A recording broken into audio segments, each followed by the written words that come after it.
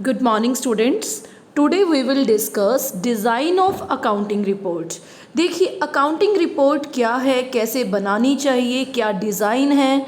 तो सबसे पहले जब हम डाटा को प्रोसेस करते हैं तो वो बनती है इंफॉर्मेशन, और जब उस इंफॉर्मेशन को समराइज़ करते हैं, समराइज़ का मतलब टोटल करते हैं किसी पर्टिकुलर नीड के लिए, उसे बोलते हैं रिपोर्ट।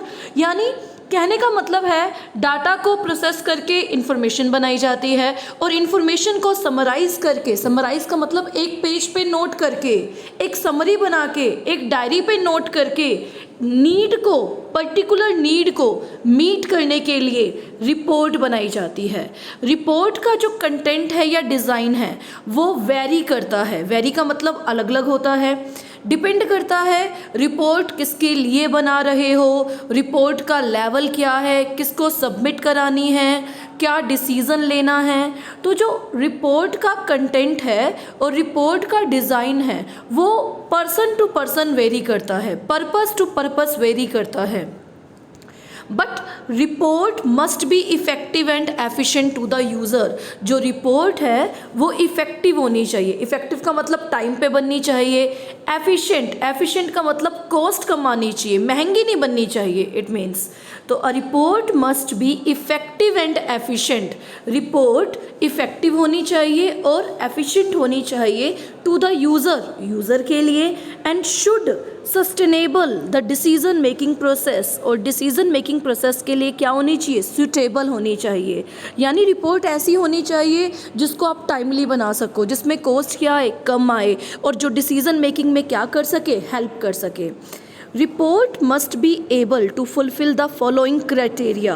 कहते हैं रिपोर्ट में ये एबिलिटीज़ होनी चाहिए। रेलिवेंस, रेलिवेंस का मतलब यूज़फुल होनी चाहिए। टाइम लाइनेस, टाइम लाइनेस का मतलब टाइम पे कंप्लीट होनी चाहिए।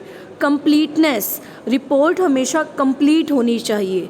समराइजेशन, समराइजेशन का मतलब होता है कंप्लीट समरी की फॉर्म में होनी चाहिए। रिपोर्ट इतनी बड़ी नहीं होनी चाहिए, इन्फॉर्मेशन को समरी के रूप में देना ही क्या कहलाता है, रिपोर्ट कहलाता है। तो अकाउंटिंग रिपोर्ट इस तरह से डिज़ाइन करनी चाहिए सो दैट वो क्वालिटी स्टैंडर्ड को क्या कर सके, मीट कर सके। तो accounting report should be designed in a manner that they meet these qualitative standards.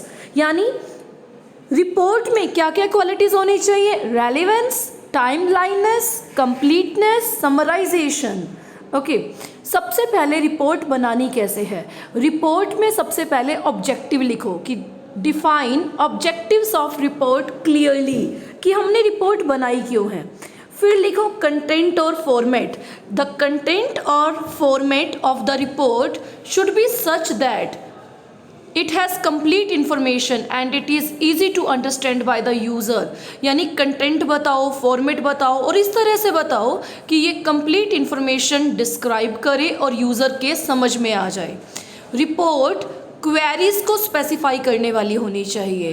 Queries को स्पेसिफाई करने का मतलब जो भी क्वेश्चंस हैं उनके आंसर देने वाली होनी चाहिए।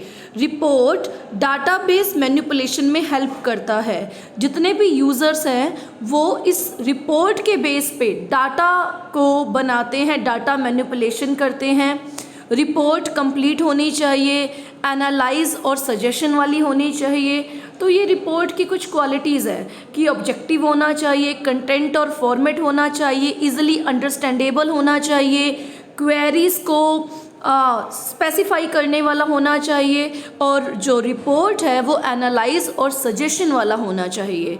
ओके, तो ये रिपोर्ट की क्या है, क्वालिटीज़ हैं।